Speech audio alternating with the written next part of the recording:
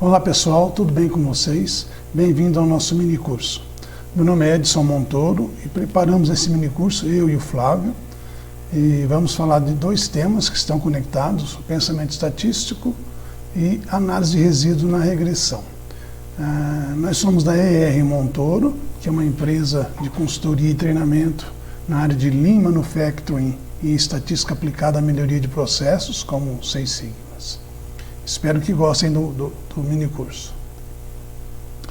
Então vamos ao primeiro tema, que é o pensamento estatístico. Antes de começar a falar do pensamento estatístico, eu queria comentar com vocês um conceito, que são os 4 estágios da competência.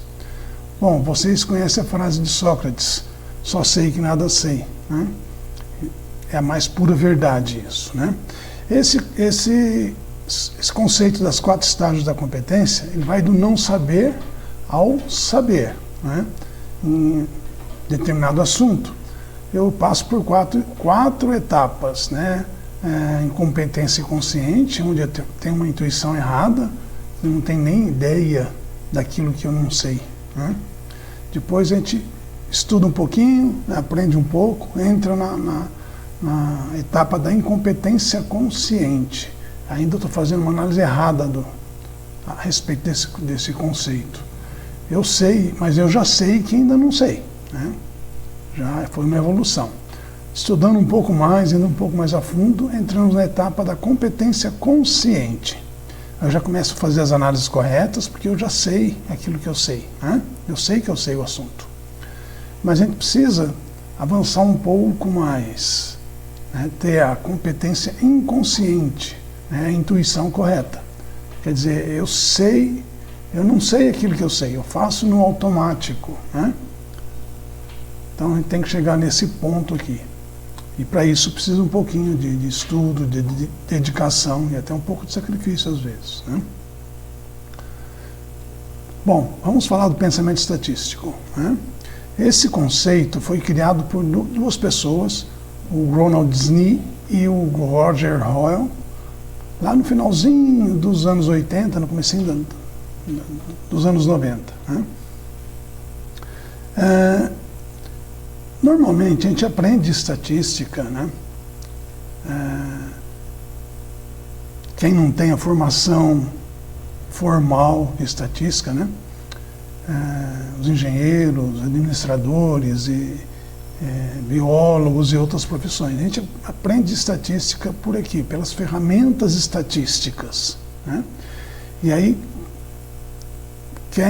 depois que a gente aprende estatística, essa ferramenta estatística, a gente quer enfiar essa ferramenta goela abaixo nos conjuntos de dados que nós temos no dia a dia. Abordagem totalmente errada, né? Eu até brinco, quando a gente tem só um martelo na mão, tudo que a gente vê na frente vira prego. Se vocês lembrarem da norma ISO 9000, eu acompanho ela desde a primeira versão, lá no começo ela tinha um item que era ferramentas estatísticas. Então se sabia a importância, né, da aplicação estatística para controlar qualquer processo, para melhorar qualquer processo, e tinha lá os itens de ferramenta estatística. Com o tempo ela mudou, né, a abordagem. Hoje já tem umas 2 versões dela que a linguagem é processo. Então a gente precisa aprender por aqui de processo, entender de variabilidade dos dados e aí saber qual a melhor ferramenta para tratar esses dados, tá? Então a gente precisa começar a mudar essa abordagem antiga. O uso do pensamento estatístico ele é em todos os níveis dentro de uma organização. Desde o nível mais alto, o nível executivo, que define as estratégias, que direciona os caminhos para onde a empresa tem que ir. No nível intermediário, mais gerencial, que guia as pessoas naquela direção definida na estratégia. E também no nível operacional, mais técnico, onde as melhorias dos processos realmente acontecem, né? Mas o que é esse pensamento estatístico, né? Até agora eu não falei o que é. O pensamento estatístico é uma filosofia de aprendizagem e de ação baseada em 3 princípios fundamentais. O primeiro princípio é que todo trabalho ocorre em um sistema de processos interconectados. Eu vou avançar um slide para mostrar para vocês o que é isso, né? todo o trabalho ocorre em um sistema de processos interconectados. Se pegar uma indústria, você vai ver que tem vários processos, todos interconectados. Começa lá do primeiro com a matéria-prima, vai processando essa matéria-prima, vai transformando essa matéria-prima em vários processos até sair o produto final. Se eu pegar uma atividade específica, sem falar no processo, na fábrica como um todo, né? Uma atividade específica. Aqui tem uma pessoa aqui vazando um cadinho aqui de algum metal fundido aqui. Também ele tem vários processozinhos, né? Mas pode ser uma análise de laboratório, por exemplo, né? Tem toda uma etapa, uma sequência lógica para se fazer essa atividade, fazer esse trabalho. A gente podemos generalizar isso mostrando que o trabalho ocorre numa interconexão de processos, né? Até sair o produto final. O segundo princípio é a variação é uma lei natural, ela existe em todo e qualquer processo. Todo processo tem variabilidade. Se a gente voltar aqui para esse slide, a gente vai ver que aqui eu tenho uma representação da variabilidade, aqui uma distribuição normal. Lá na primeira etapa eu tenho uma variabilidade, no segundo soma com o primeiro, no terceiro ela vai se somando e a variabilidade só vai aumentando, porque variabilidade, variância é um operador quadrático, ela sempre se soma, ela nunca vai se subtrair, né? Até chegar lá no final e o produto está com uma variabilidade enorme, né? Porque ele vem carregando a variabilidade de todos os outros processos atrás dele, né? E o terceiro princípio é o conhecimento. E a redução da variabilidade é a chave do sucesso, é o que faz a diferença entre um bom profissional e mais profissional no mercado, né? Então esse é o conceito do pensamento estatístico. Novidade nenhuma, né? Não tem nada de novo nisso, mas essa abordagem, pensar dessa maneira, fez uma grande diferença, né, no aprendizado da estatística. Na prática, como é que a gente tem que fazer? Tem que analisar o processo. Cada processo que eu vou trabalhar, tem que analisar, conhecer as variáveis, né, principais desse processo, entender o comportamento da variabilidade e as causas dessa variabilidade, né? E aí eu vou buscar reduzir aquela variabilidade daquelas variáveis mais críticas, ou às vezes mudar o processo, né? Mudar a média do processo, sem esquecer que aqui eu tenho um sistema de medição. O sistema de medição também é um processo, eu tenho que trabalhar na melhoria dele também, na redução de variabilidade. E aí eu vou controlar melhor meu processo e o produto vai ser uma qualidade melhor, gerando satisfação de todas as partes interessadas, empregados, clientes, acionistas, comunidade, né, e tudo mais. Então o conhecimento das causas e a redução dessa variabilidade é o que é a chave para o sucesso, quer dizer, gerar conhecimento do processo. Quanto mais conhecimento, lembra os 4 estágios da competência? Então a gente tem que chegar nesse ponto aí, né? De competência inconsciente. O George Box, sou fã desse cara, ele tem alguns livros, é considerado um dos pais do planejamento de experimentos moderno, né? Ele faz uma abordagem científica no ciclo de melhoria, que é o caminho que a gente tem que seguir. Ele é um processo iterativo e a cada iteração a gente vai aumentando o conhecimento a respeito daquele processo. Então eu tenho um problema, tenho uma ideia, para resolver isso gero uma hipótese, planejo um experimento, executo esse experimento, analiso os resultados, entendo, gero novas hipóteses, planejo outro experimento, né, executo, analiso e assim vai. O George Box dizia que o melhor experimento sempre vai ser o próximo. Quando eu faço um experimento, a hora que eu terminei, tratei os dados, entendi, eu vou ver, puxa vida, esqueci de incluir essa variável, né? Se eu tivesse feito essa outra abordagem, seria um pouco melhor. Então, eu faço um segundo experimento melhor que o primeiro, né? É um processo natural. Bom, o Roger Hoyle e o Ronald Snee, lá no início de 2010, por aí, né? Eles saíram com um novo conceito, criaram um novo conceito, né? E então esse é mais recente, tem 10 anos aí, que é o conceito da engenharia estatística, né?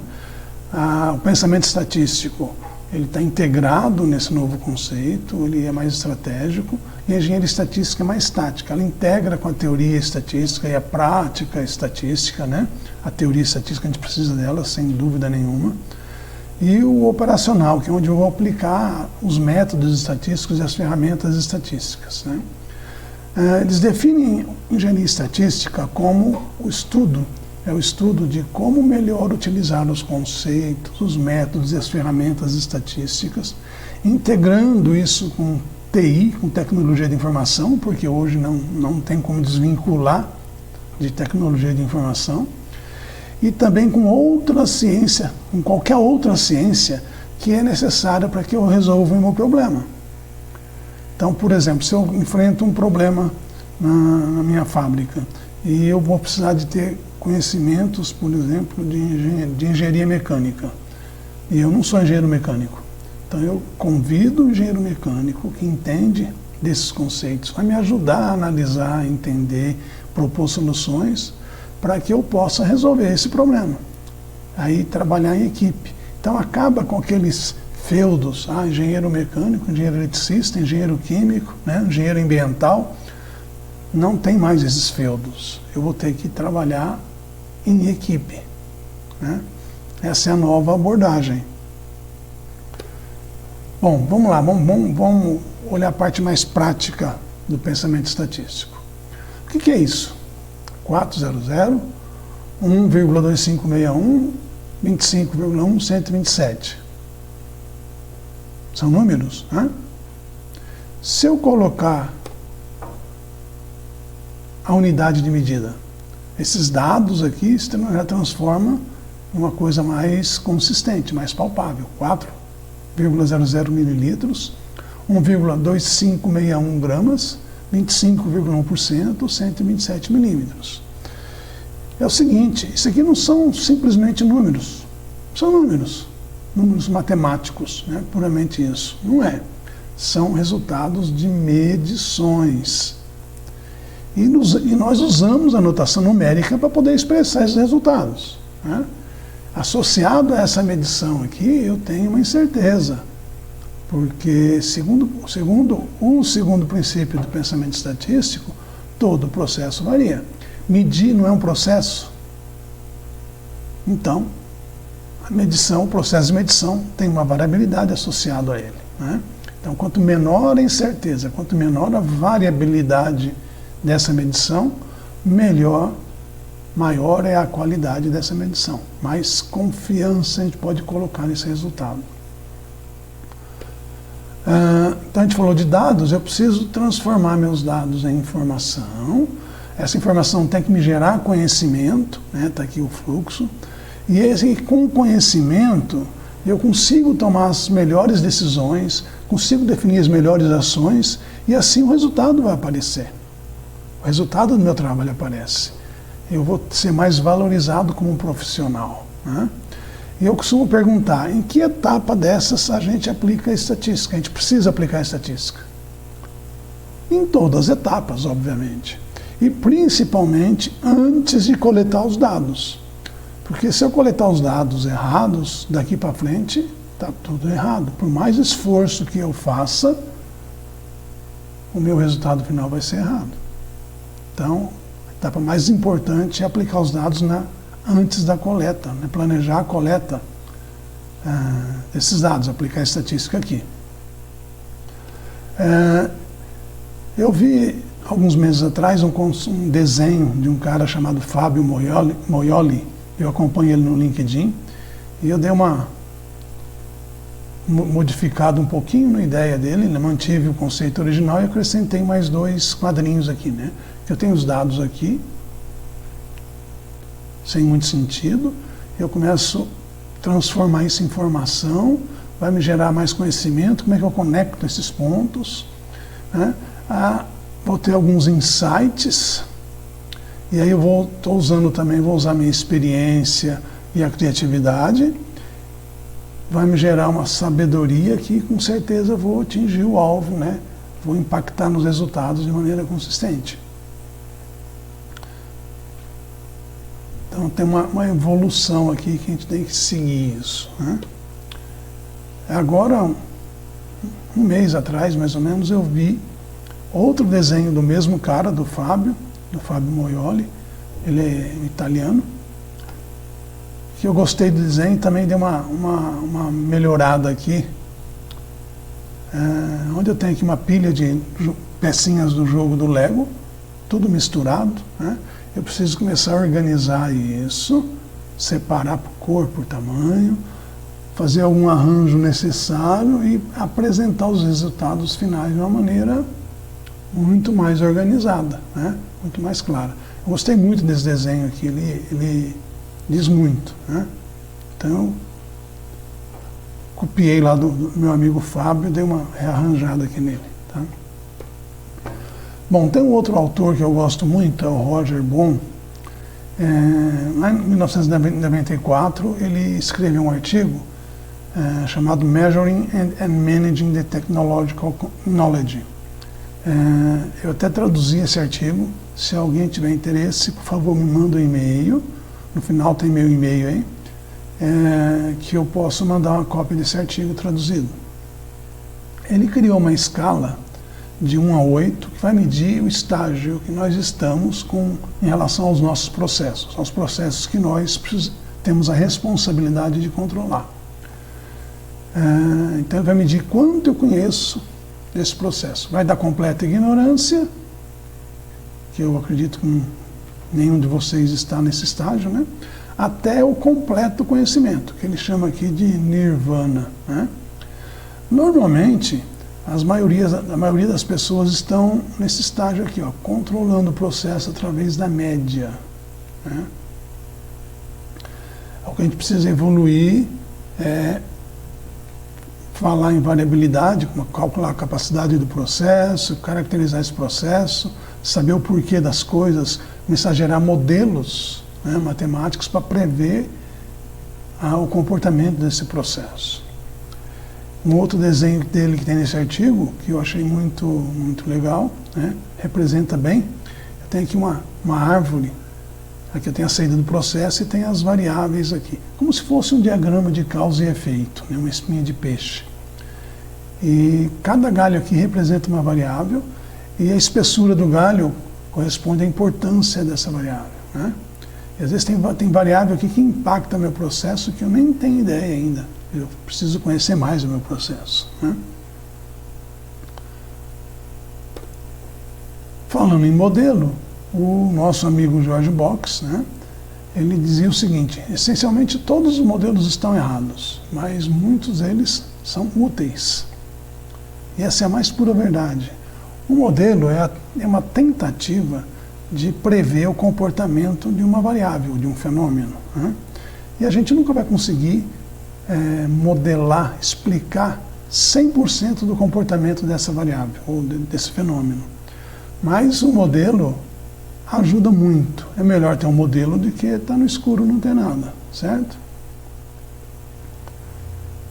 Vamos então à segunda etapa do mini curso, que agora vamos trabalhar com modelo e fazer uma análise que normalmente as pessoas não fazem, que é fazer análise dos resíduos no modelo de regressão.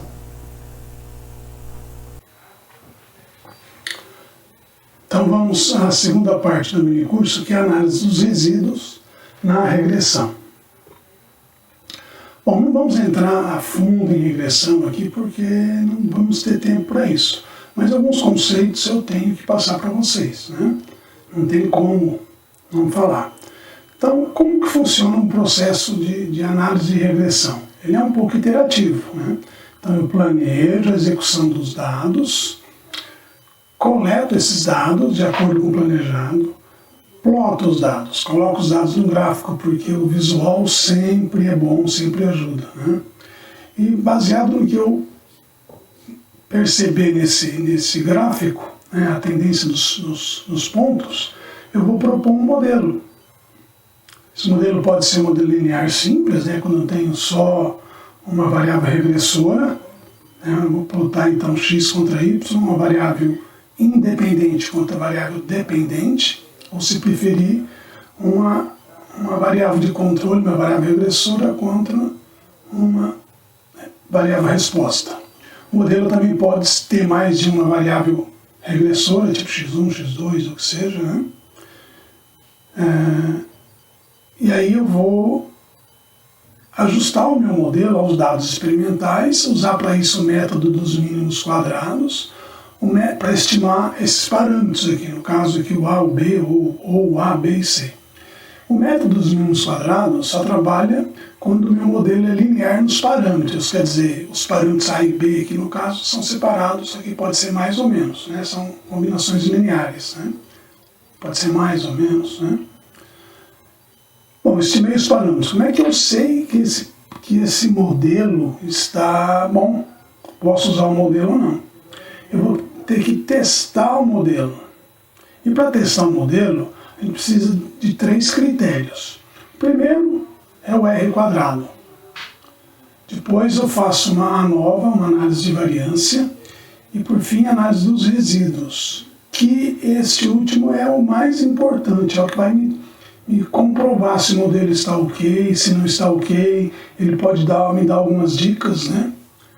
Para saber como é que está meu modelo.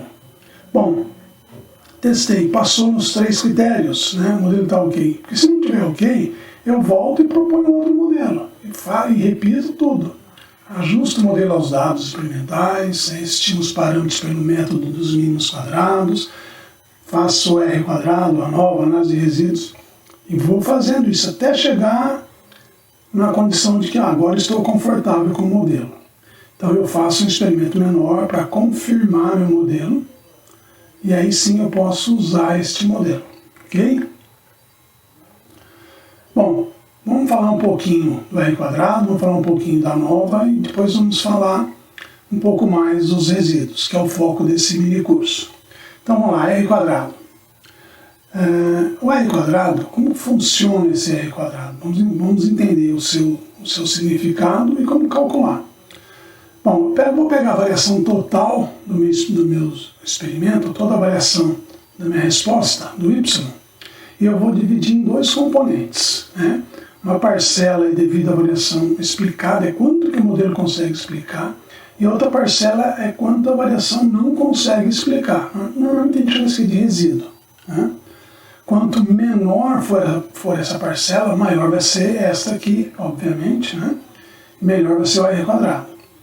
Então, o R quadrado corresponde à parcela da variação explicada.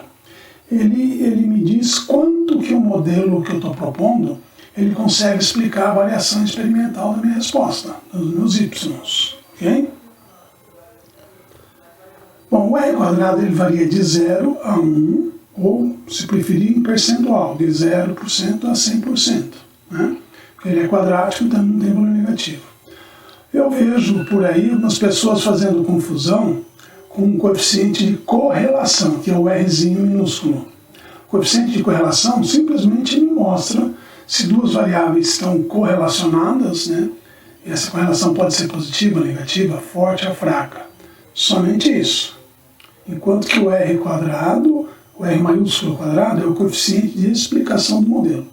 Tem uma relação matemática entre os 2 coeficientes, mas só isso. Os 2 têm sentidos diferentes, aplicações diferentes, ok? O Rzinho, coeficiente de correlação ao quadrado, vai ser exatamente o nosso coeficiente de explicação, o R maiúsculo quadrado, ok? Bom, como é que eu calculo esse R quadrado?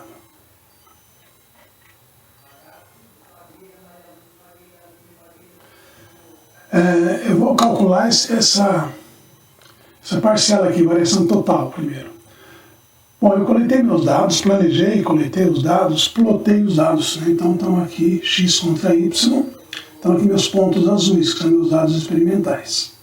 Bom, eu vou propor um modelo linear simples, então traço uma reta, essa reta tem que ser equidistante de todos os pontos simultaneamente, é a melhor reta que se ajusta melhor aos pontos, né? Que é o que faz o método dos mínimos quadrados.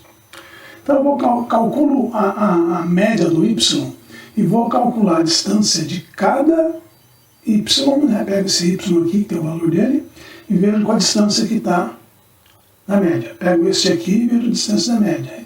Falta uma setinha aqui, mas esse aqui também entra na jogada.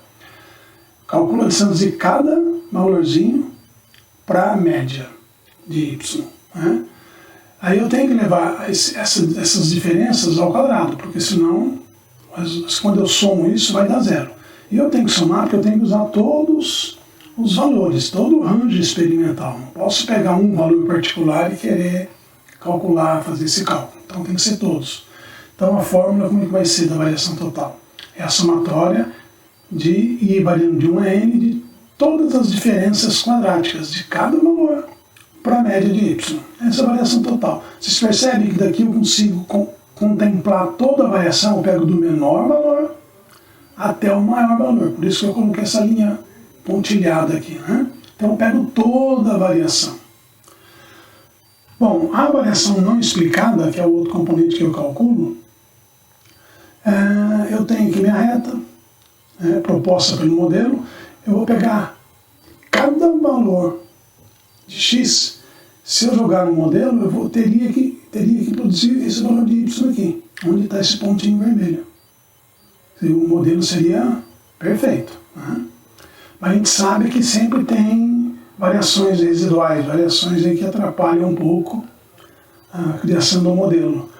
Então, como é que eu vou calcular a variação que o modelo não explica? São esses valores fora da reta. Então, eu vou calcular a diferença de cada y experimental para o valor que deveria dar pelo modelo, o valor teórico do modelo. Então, calculo essas diferenças. De novo, ela tem que ser elevada ao quadrado. E aí eu somo todas elas, que me interessa todo esse range experimental. Então, a variação não explicada vai ser somatória de I até N de cada diferença quadrática do I, Y experimental para o Y estimado. Esse chapeuzinho aqui no Y significa que é estimado. Então eu tenho esses dois componentes já. Com esses dois componentes eu volto naquela equação lá, né? Que a variação total é a variação explicada mais a variação não explicada. Essa variação quadrática eu posso fazer combinações lineares, né? Por diferença, então, eu tenho a variação explicada. Então, a variação explicada é a total menos a não explicada. E assim eu faço uma regrinha de 3 para saber qual percentual, qual é a fração da variação explicada em relação à variação total. Regra de 3 simples. Então, a variação total é 100% e a variação explicada vai ser x%. Resolvendo essa regrinha de 3 simples, né, meu x vai ser o r quadrado, que é a explicada pela total vezes 100. Colocando as fórmulas aqui que a gente já viu como calcula, a total a gente já sabe que é a somatória de cada y experimental menos a média dos y, né, essas diferenças quadráticas, a soma das diferenças quadráticas. E a explicada é a total menos a não explicada. Então isso aqui é a total e a não explicada é a soma de cada valor de y experimental menos o valor estimado pelo modelo ao quadrado. Vezes 100. Esse é o r quadrado.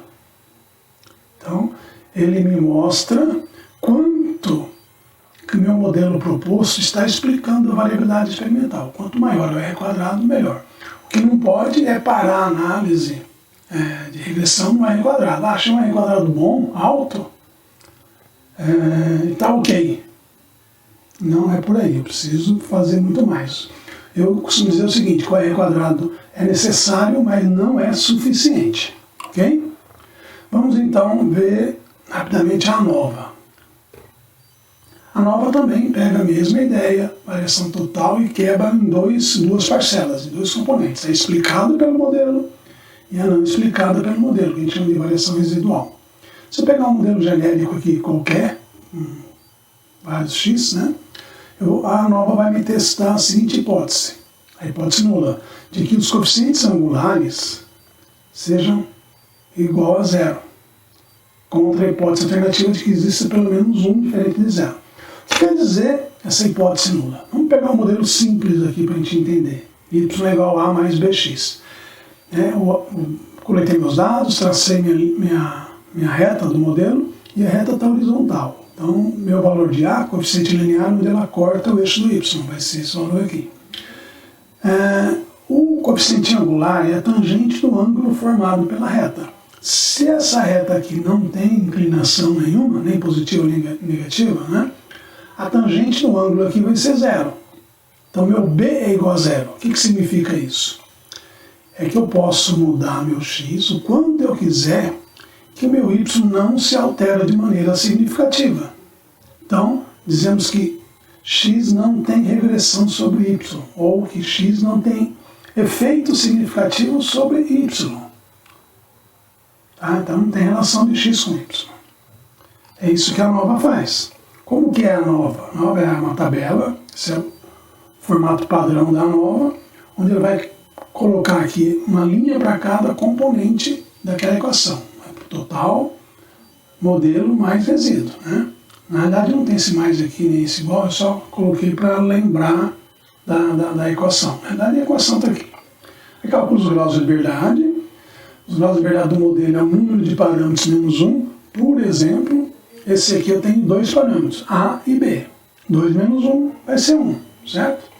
O total, o grau de liberdade total vai ser o número de pares de pontos que eu tenho menos 1. E o resíduo vai ser por diferença. Né? Aí eu calculo a soma de quadrados. Soma de quadrado total, a gente já viu. É a somatória de I a N de cada valor experimental, de cada Y experimental, menos a Y média. Y média ao quadrado. A soma de quadrado dos resíduos é cada valor experimental de Y, menos o Y estimado pelo modelo, né, essa diferença ao quadrado, soma todos os valores, que é a soma dos quadrados do resíduo. A soma de quadrado do modelo vai ser por diferença. O quadrado médio nada mais é do que a soma de quadrados dividido pelo grau de liberdade. Para o modelo e para o resíduo. Total não precisa. A nova é um teste F. Ela vai comparar um F observado contra um F crítico que é tabelado. Ou pode ser o valor de P. Né? Vai me dar a probabilidade desse valor de F observado aqui. Né? Essa aqui é a maneira mais convencional. Bom, o F observado nada mais é do que dividir o quadrado médio do modelo pelo quadrado médio de resíduo. Aí eu comparo com o crítico. Se o observado for maior que o F crítico, eu rejeito H0. Se for menor, eu não rejeito H0. Para análise de regressão, é bom que se rejeite. A hipótese significa que meu X tem efeito em Y. Então eu vou quantificar esse efeito. Né? Vou criar um modelo para isso. Da maneira que a gente mostrou lá no artigo do Roger Mon, né, que é a escala de 1 a 8, eu já estou lá no nível de ter modelos. Né? Mas lembrando sempre, como nosso amigo George Box dizia, todo modelo está errado, mas quebra um puta no galho. Né? Então já estou tendo alguns modelos aqui razoáveis. Uma dica legal para ver na nova é a relação de graus de liberdade de resíduo para modelo. Então eu tenho que ter muito mais resíduos do que muito mais graus de liberdade do resíduo do que para o modelo. Eu tenho que ter no mínimo, pelo menos, de 2 a 3 vezes mais graus de liberdade do resíduo do que do modelo. Se tiver mais, melhor. Né? Porque se for igual, se o grau de liberdade do modelo for menor, não dá para fazer.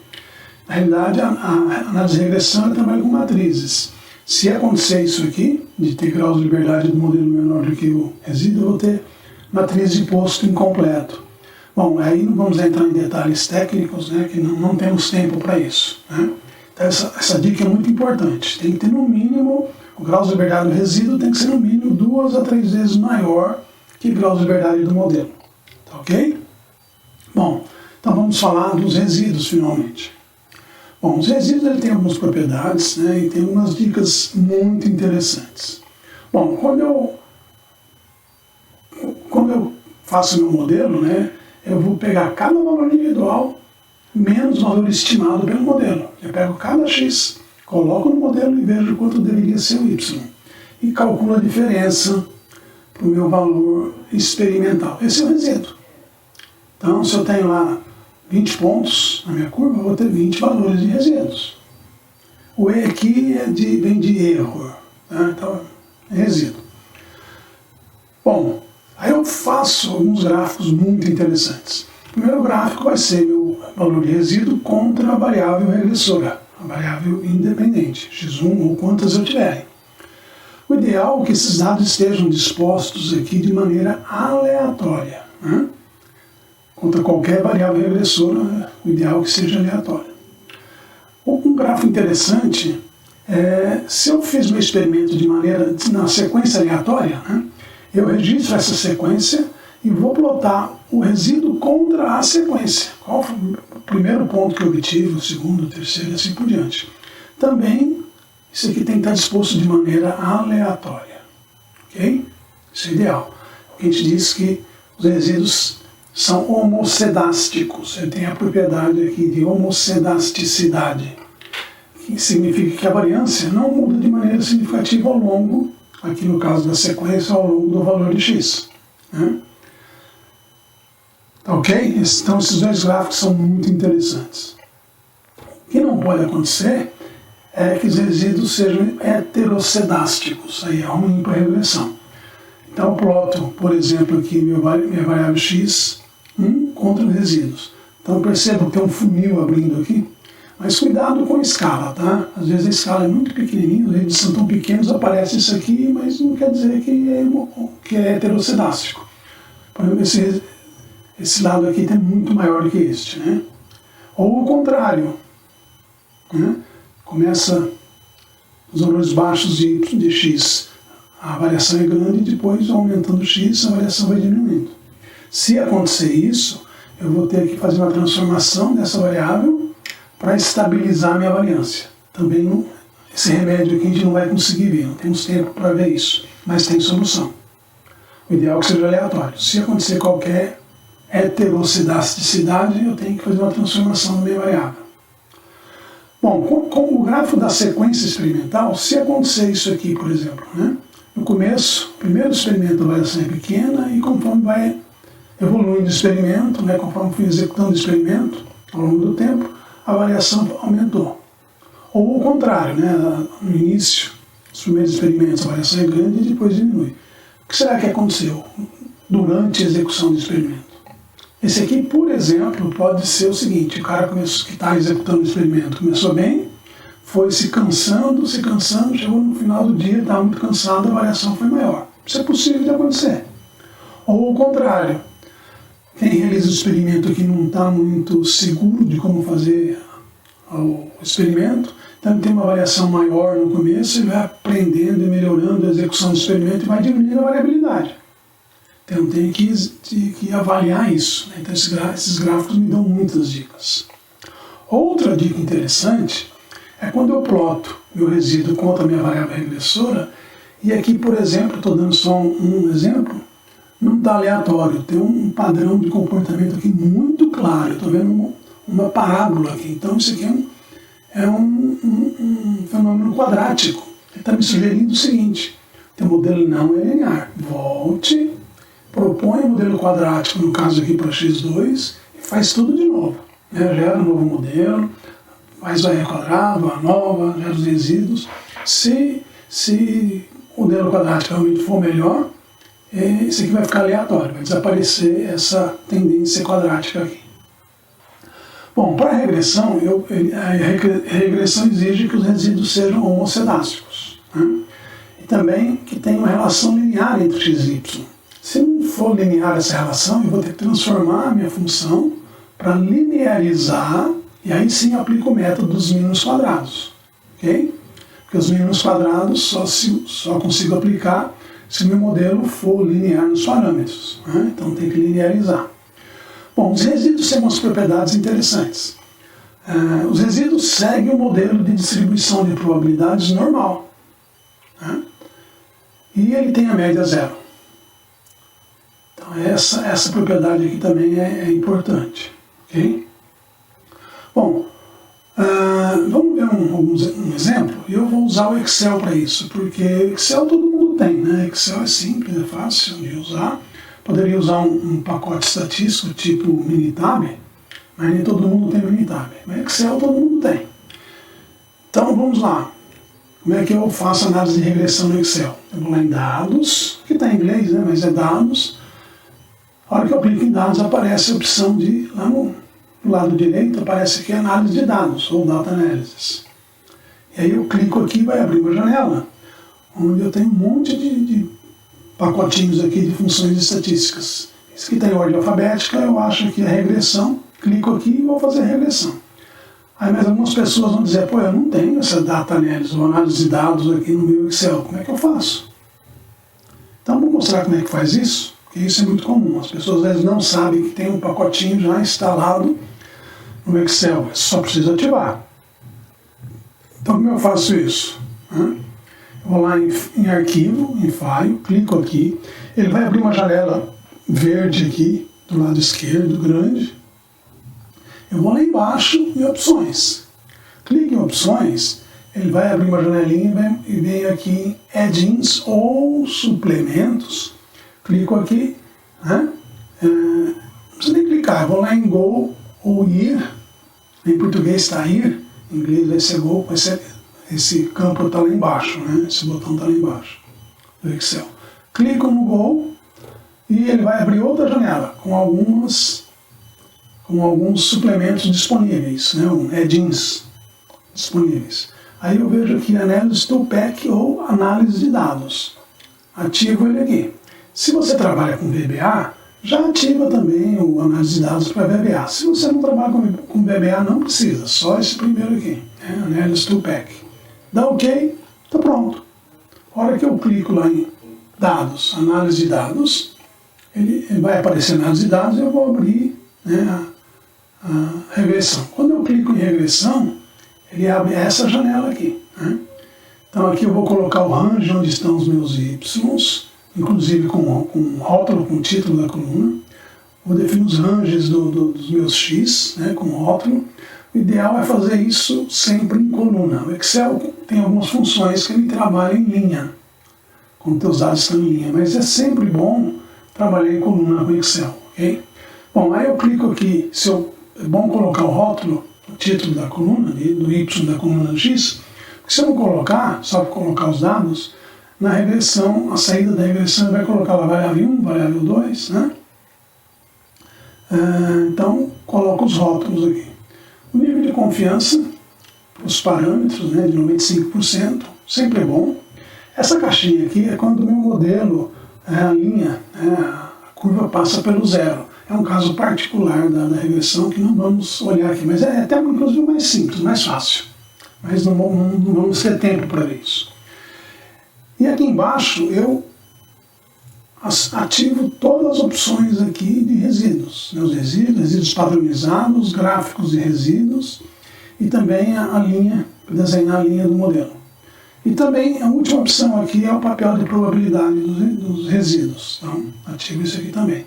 Dou OK. Está pronta a análise. Bom, vamos ver um exemplo, que acho que fica mais fácil. Esse experimento aqui eu estou no laboratório, criei lá um produto para matar as bactérias. Então eu pego uma coluna de bactérias e vou contar, aplico esse produto e vou contar ao longo do tempo quantas bactérias sobreviveram. Com 1, 2, 3 minutos, né, até 12 minutos. Então ele começou inicialmente lá com o número de bactérias, depois de 1 minuto tinha 175, depois de 2 minutos 108 e assim por diante. Quando chegou em 12 minutos estava com 11 bactérias só, né? Bom, então coloco meus dados no Excel, faço sempre um gráfico, né? Eu planejei a execução do experimento, coletei os dados, a próxima etapa é colocar no gráfico. Então quando eu coloco no gráfico, vou ter esses pontos aqui. A gente vai fazer isso juntos, né? Bom, começo sempre com o modelo mais simples, que é o linear. O que a gente diz aqui que tem que ser parcimonioso, tem que usar de parcimônia, ser simples. Ou se vocês preferirem, né, vamos usar o conceito da navalha de Ockham, que diz o seguinte: quando eu tenho vários modelos, 3, 4 modelos, qual que é o melhor? Segundo Ockham, William Ockham, o melhor é o mais simples. Então vamos manter a simplicidade, ok? Então vamos testar o modelo linear primeiro. Vamos fazer no Excel, né? Porque assim a gente faz juntos. Cadê o Excel aqui? Então tá aqui, já pus os meus dados, né? Só vou abrir aqui um pouquinho.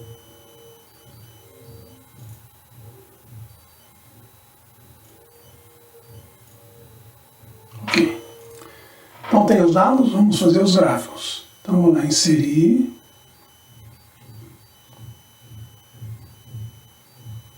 Vou escolher o gráfico de scatter plot ou de dispersão. Poderia selecionar os dados aqui antes de fazer o gráfico, mas eu prefiro fazer assim. Então, clico com o mouse direito aqui e vou selecionar os dados. Ele adicionar, qual é o nome da série? Vou botar aqui modelo linear. Onde são os valores de x? Estão aqui. Põe só os valores. Onde estão os valores de y? Aqui nesse range, na coluna B, do B2 ao B13. Coloquei. Então aqui os pontos. Opa. Então aqui os pontos. Então aqui meu gráfico. Bom, vamos ver aqui. Normalmente as pessoas fazem o seguinte: clicam com o mouse direito em cima de um ponto qualquer e adicionam uma linha de tendência, um trend line. O Excel já tem alguns modelos, alguns pacotinhos de modelo pré-definido. Então escolho linear. Posso ainda pedir para colocar a equação, um modelo, né, matemático, no R quadrado. Quando eu faço isso, um pouco pequeno aqui, né? Vamos aumentar aqui.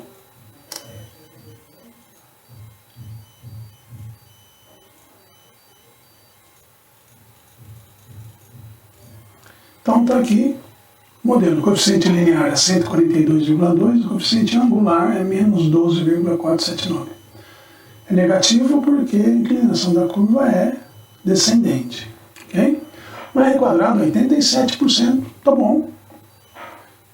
E aí as pessoas param por aqui. Esse é um modo rápido, né? Clicar com o mouse direito, escolher o modelo aqui, é um modo rápido de fazer a regressão, simplificado. E ele é usado só para ver qual o modelo que eu posso começar, né, a minha análise. Não é a melhor maneira. A melhor maneira é vir aqui em dados, análise de dados.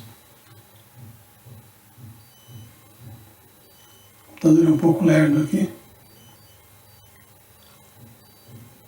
Vamos aumentar um pouquinho para ver. Então vamos lá. Essa é o output, a saída da regressão. Então tem um resumo aqui onde tem o R quadrado. Né? O R quadrado tinha dado lá, como a gente viu, 86,93, né? Tá aqui, não pode ser diferente. Tem esse R quadrado ajustado aqui, que quando minha regressão é múltipla, eu tenho x1, x2, x3 no meu modelo de regressão, eu tenho que comparar esses dois valores aqui. Eles não podem ter uma diferença entre eles de mais do que 2 ou 3% no máximo. Senão o meu modelo fica muito instável. O que é um modelo instável? Se eu fizer coletar um outro conjunto de dados das mesmas variáveis, eu vou ter um modelo completamente diferente. Então ele tem que ser próximo. Esses outros aqui, a gente não vai discutir porque não temos tempo para isso. Só estou lembrando que isso aqui é importante. Bom, vamos ver a nova. Então a nova ela vai lá, coloca a variação total do resíduo e do modelo de regressão. Os graus de liberdade, né? Regressão é modelo linear. Linear, lembram, y é igual a x mais b, certo? Então, fração de quadrado, quadrado médios, né? Grau de liberdade aqui da regressão, só para lembrar, tem dois parâmetros, A e B, então vai ser 2 menos 1. Meu F observado deu 66,5, e aqui ele chama F de significação, ou isso aqui é o P velho, o valor de P. Qual é o critério? Se esse valor aqui, vamos chamar de P velho, né? P valor, se ele for menor que 5%, eu rejeito H0. Foi o que deu aqui, né? Deu 9,9 vezes 10 elevado a menos 6. Muito baixo, então rejeito H0. Rejeitar H0 significa que meu X tem efeito significativo sobre Y. Meu X tem regressão sobre Y. Bom, ótimo, né? Então já passamos em dois testes aqui. R quadrado é bom. A regressão rejeitamos, né? Onde eu vejo os coeficientes. Eu vejo nessa outra tabela aqui. Coeficientes. Então lá, meu modelo vai ser Y é igual a menos 12,5 vezes X mais 142,2, né? Esse é o modelo, então aqui os parâmetros. Esse valor de P aqui, se for menor que 5%, significa que os dois parâmetros são significativos, que é o caso aqui. Aqui ele me dá um intervalo de confiança para cada parâmetro. Então, 142, com 95% de confiança, o valor real está entre 117,1 e 167,3. Enquanto que o angular, o menos 12,5, está em menos 15,9 a menos 9,1, praticamente. Bom, aí ele calcula os resíduos, né? Como é que ele calcula os resíduos? Ele pega cada valor experimental, ele tem um modelo, ele coloca o valor previsto, estimado pelo modelo. E a diferença está aqui, os resíduos. Ok? Aí ele tem uma coluna aqui, chamada resíduo padrão. Isso aqui é equivalente àquela estatística Z, da distribuição normal. Ele calcula a média dos resíduos e o desvio padrão dos resíduos. Então ele pega cada valor do resíduo individualmente, menos a média, divide pelo desvio padrão. Né? Transforma na escala de Z. E aqui é interessante, se eu dou uma olhada aqui, se tiver algum valor fora da faixa de mais ou menos 2, ele é um forte candidato a outlier. Tem um aqui, menos 2 não tem. Né? Então tem um forte valor, aqui, forte candidato a outlier. Tanto que o resíduo aqui está muito alto, né? Comparando com os demais. Mas vamos ver com o outlier. Esse outlier aqui, normalmente as pessoas tiram esse valor para deixar o modelo bonitinho. Né? Não é por aí.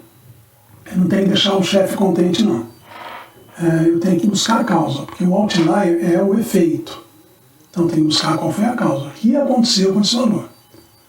Só assim eu vou poder tirar, ou às vezes não. Né? Dependendo da causa, eu não tiro esse outlier. Então se eu não sei a causa, eu não tiro o outlier. Deixa ele quietinho aqui.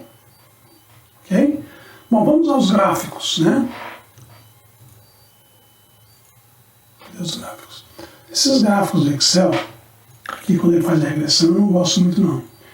Ele põe o título aqui muito grande e espreme o gráfico. Então cuidado com isso, porque às vezes o gráfico está muito espremidinho e eu não consigo ver legal aqui, né? Então me parece aqui que eu tenho um padrão de comportamento aqui, né? Não sei se parece uma parábola um pouco torta. Então não está aleatório. Então isso é ruim. Então ele não passa nesse teste aqui. O outro gráfico que ele faz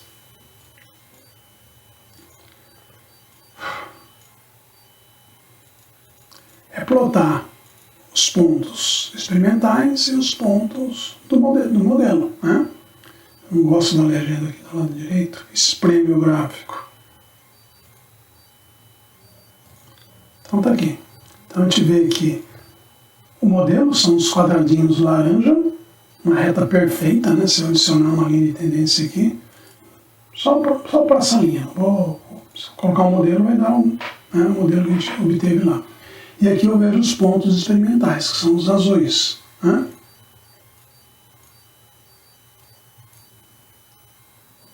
Então eu vejo aqui as diferenças de cada ponto. Né? Aquele resíduo grande está aqui, ó, aquele que deu 45, qualquer coisa. É o primeiro valor. Bom, lembra de uma propriedade dos resíduos? Lembram que ele seguia o modelo da normal? Então vamos ver aqui.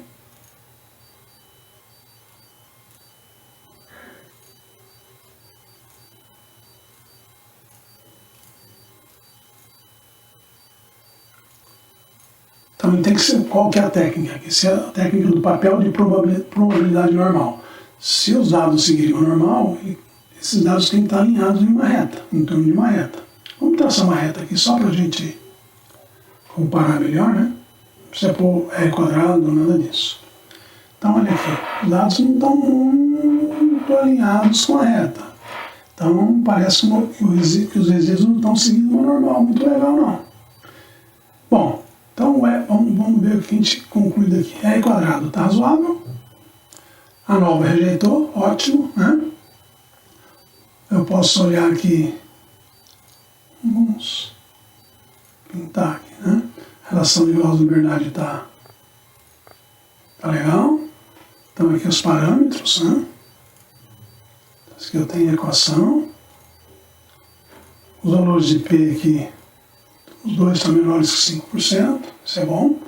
Se tiver algum, se eu não rejeitar a hipótese, certamente o meu X aqui vai ter um valor maior do que 5%. Né? Não tem efeito significativo na resposta. Os modelos aqui têm um outlier, isso é preocupante, mas não muito crítico, por enquanto. Né? Os resíduos não estão aleatórios aqui, resíduos contra X. Resíduos contra a sequência experimental, no caso aqui eu fiz o experimento ao longo do tempo, então, meu Deus. Então, vai ser praticamente igual a esse aqui, né? Ele não está aleatório. E os resíduos não seguem uma normal. Então esse modelo não está legal. Ele não passaria nos critérios. Eu teria que voltar no meu fluxograma, né? Vamos achar o fluxograma aqui de novo.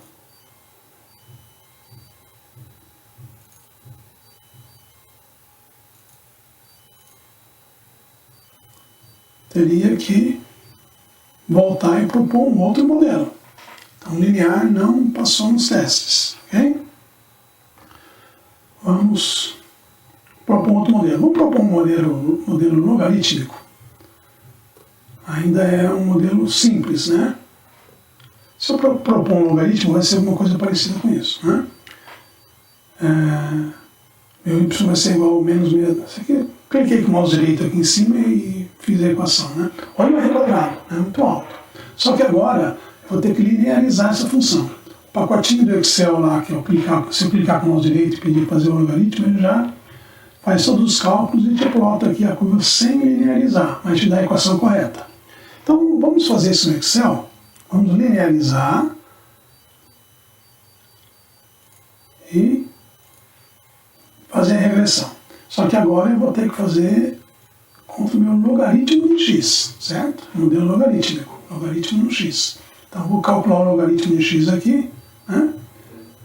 Vai ser igual a ln do meu x. Então o logaritmo de x é de 1 aqui a 0, certo? Mesma coisa para todos aqui. É que eu já tinha feito. Bom, então vou fazer o meu gráfico, inserir gráfico de espalhamento, o scatter plot, selecionar os dados. Então, aqui vai ser logaritmo. Logaritmo. O valor de x agora é o ln de x. Bom, o gráfico não colocou outro. E meu y está aqui. Meu y continua o número de bactérias que sobreviveram. Então, aqui está linearizado. Se eu clicar com o mouse direito aqui e adicionar a linha de tendência, vai fazer o linear, porque eu linearizei, certo? Mas vamos fazer a regressão da maneira completa. Então, dados, análise de dados, está escondido aqui atrás de mim, mas aparece no cantinho aqui, acredita em mim. Regressão, está aí. Meu y continua sendo aqui número de bactérias. Meu x agora vai ser o logaritmo de x. Então, não esqueçam de colocar o rótulo. Está ok aqui, rótulo, está ativado, limite de confiança. Todas as opções aqui embaixo estão ativadas. Ok. Vamos aumentar aqui um pouquinho. Tanto aqui o R quadrado deu, opa, 98%. Legal. Antes era 87%, não era isso? Está lá. 87%. Com o modelo logaritmo foi para 98%. Um salto significativo. Muito bom. A relação de graus de liberdade. 1 para 10, né? 10 resíduos para 1 do modelo, está ótimo. O valor de F de significância aqui, de F, o p-valor, está menor que 5%, ótimo, então rejeito H0, significa que meu x, o logaritmo de x agora, né, meu x logaritmizado, afeta de maneira significativa a minha resposta. Estão aqui os parâmetros, né, meu modelo. Então, qual qual vai ser o modelo aqui, né? Vai ser y igual a menos 63,3, né? Vezes ln de x mais 166,6, né? Então esse seria o modelo. Está negativo aqui porque a inclinação é descendente, ok? O IP dos dois aqui está menor que 5%, isso é bom. Significa que ambos os parâmetros são significativos. Aqui está intervalo de confiança para cada um, né? Vamos ver os resíduos. Opa, aquele primeiro resíduo padronizado aqui, parece que sou eu. Lembra, dentro da faixa de mais ou menos 2, né? Então vamos começar com menos 2, opa, tem um menos 2, tem um outro outlier agora. No modelo linear, esse era o primeiro resíduo, era outlier. Aqui já é o segundo outlier, já mudou. O segundo valor aqui é outlier. Mas tudo bem, né? Eu teria que ir lá ver o que aconteceu, né? Às vezes eu não encontro a causa, né? Vamos ver os resíduos.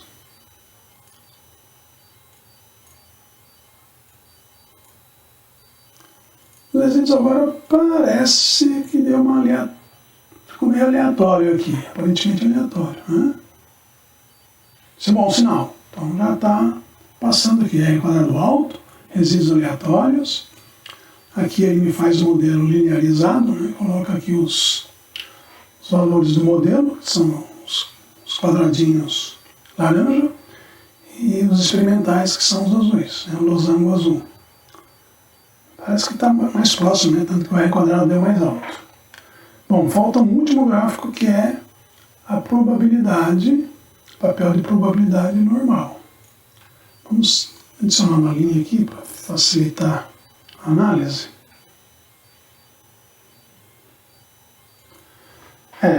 Não estou muito confortável com esses resíduos aqui. Eu acho que eles não seguem uma normal aqui nesse caso. Então, eu acho melhor propor um outro modelo, né? Vamos propor um outro modelo, então. Vamos propor um modelo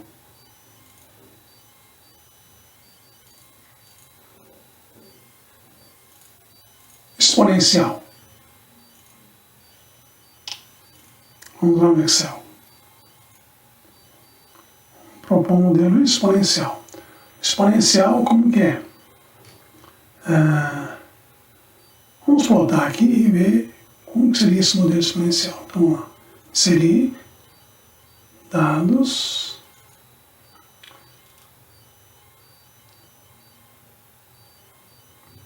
selecionar dados. Então agora vai ser aqui o exponencial. Vou plotar agora o logaritmo de y e contra o meu x.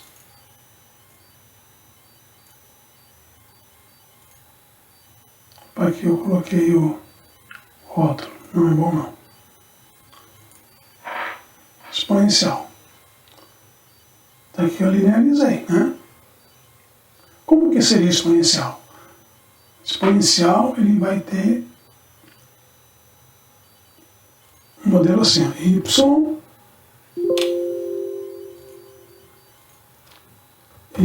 é igual a um a vezes e elevado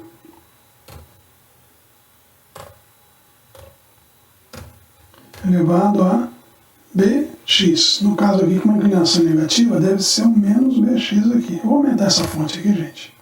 Não se preocupe, não.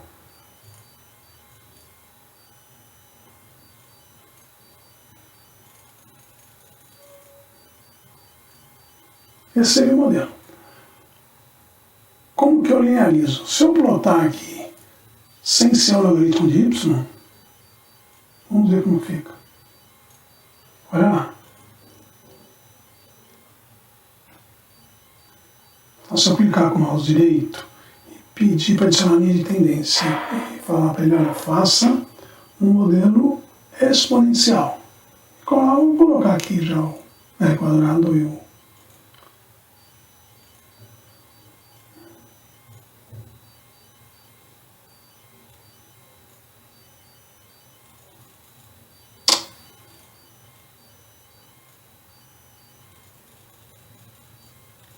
Então aqui, modelo exponencial. Opa, o R quadrado 98, ótimo. Então meu A, coeficiente A vai ser 13,521 e o coeficiente B vai ser 0,015 vezes x. Ele é negativo porque a inclinação é descendente, ok? Como que eu linearizo esse modelo? Por que eu coloquei logaritmo de y? Eu vou colocar aqui logaritmo de y vai ser igual ao logaritmo de A mais logaritmo desse E elevado a menos bx.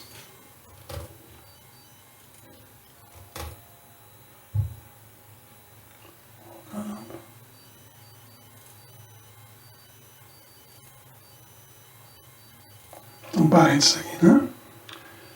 A gente sabe então que isso aqui vai ser igual ao logaritmo de y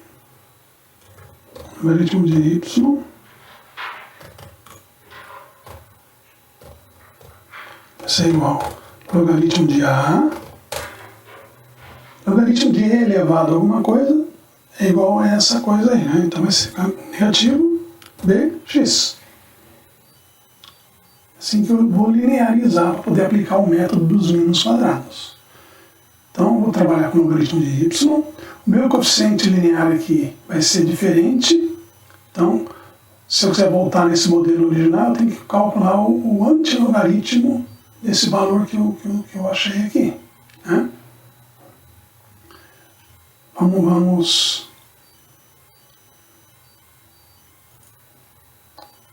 fazer a regressão, depois a gente discute melhor isso, né? Então, dados, análise de dados, regressão, onde está meu y?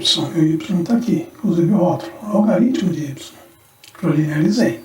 E meu x continua aqui. Opa.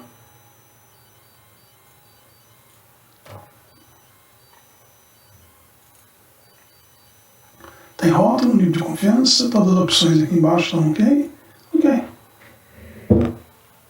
Só aumentar um pouquinho aqui. Então lá, o R quadrado 98,2. Né? 98,2%. Bom, aqui tem outro detalhe. Eu vejo algumas pessoas falarem o seguinte: peraí, o modelo logaritmo deu quanto? R quadrado 98,4. Esse aqui deu 98,2. Então vamos ficar com um logaritmo. O R quadrado é maior. Bom, muito cuidado. Primeiro, 98,4, 98,2 não tem diferença nenhuma. Segundo, eu não posso terminar minha análise só no R quadrado. Eu preciso de 3 critérios. E a maioria das pessoas só olha o R quadrado. É um risco muito grande. A maioria das vezes, a pessoa não chegou no melhor modelo. Ok? Mas vamos lá, 98,2, 98,4, desculpa, que era o outro lá, o logaritmo deu 98,4. Isso é a mesma coisa. Né? Bom, a nova regressão de graus de liberdade, a relação de graus de liberdade 1 para 10, né, continua, ótimo. O valor de P aqui, né, o F de significação. Não sei por que traduziram assim, mas tudo bem. Menor que 5%, ótimo, significa que meu x tem regressão sobre y, ele impacta de maneira significativa meu y. Então aqui meus parâmetros, né?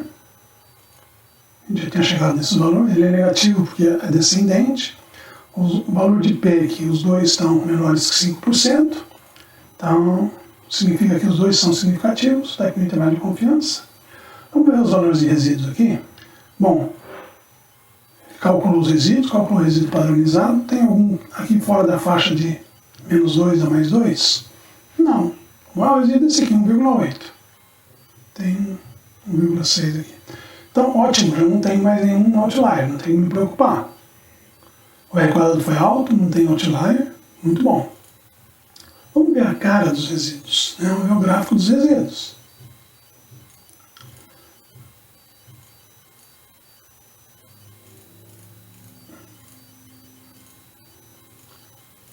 parece que está aleatório. Muito bom. Vamos ver o gráfico, que ele plota aqui, valor experimental. Esses gráficos do Excel aqui eu não gosto. Está aqui. O modelo, os dados estimados pelo modelo são os quadradinhos laranja e experimental. Então os dados são mais próximos, tanto que o R quadrado foi mais alto. Bom, falta um último aqui, que é o papel de probabilidade dos resíduos, né? Vamos clicar com o mouse direito aqui, para ver melhor. Opa, agora está legal, os dados estão bem distribuídos ao longo de uma reta. Vamos ver, comparar com o modelo logarítmico. Vamos pôr esse gráfico aqui do lado, que assim fica mais fácil de ver, né? Olha aqui, está muito grande. Então esse aqui é o logarítmico.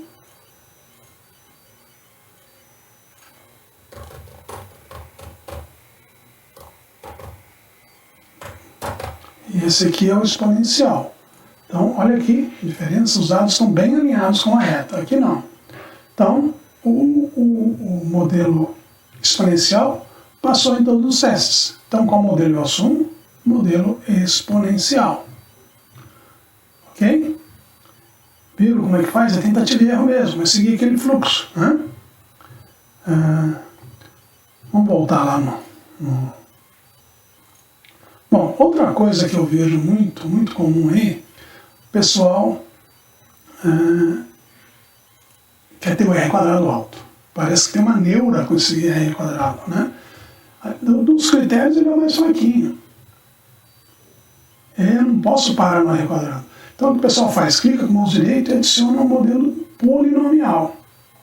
Esse é um truque matemático. Se você for aumentando o grau do polinômio, é aqui, do segundo grau, né? Um x quadrado, x, né? Olha, o R quadrado vai para 95. Se eu botar em quarto grau, por exemplo, ele vai para 98. Se eu botar quinto grau, ele vai para 99. Quer dizer, eu consigo chegar praticamente a 100% de R quadrado aumentando o grau do polinômio. Essa não é a melhor opção. O modelo, ele tem que explicar o fenômeno. Por exemplo, que a gente fez o exercício aí, né, de bactérias, crescimento de bactéria, ou no caso morte de bactéria, segue o modelo exponencial. Quem é da área de biologia sabe muito bem isso. Então a gente chegou no modelo exponencial, realmente foi o melhor. Eu não tenho que ficar preocupado em aumentar o R quadrado. Claro, quanto maior o R quadrado, melhor, né? Mas não tem que ficar forçando a barra, fazendo um truque matemático para aumentar o R quadrado, só para deixar o chefe feliz, né? Não é por aí. A opção polinomial, né, usar a regressão polinomial, é a última opção. Quando eu não acho o modelo, eu não conheço o fenômeno, né? É um fenômeno físico, químico, biológico, eu não tenho ideia, mas eu tenho que estudar. Eu tenho que... Lembra da pirâmide? Eu tenho que chegar lá no topo daquela pirâmide, lá dos 4 estágios do conhecimento. Né? Qual é o topo da pirâmide lá? Quem lembra? Então é bom dar uma estudadinha lá, né? Dar uma recordada nisso. É a competência inconsciente, quer dizer, faço no automático. Então tem que estudar. E entender como funciona esse fenômeno. O modelo tem que representar o fenômeno. Ok, gente? Então esse é o mini curso, espero que tenham gostado. Eu agradeço muito a atenção de vocês. Muito obrigado. Estamos aqui, então, abertos a questões, a dúvidas, né?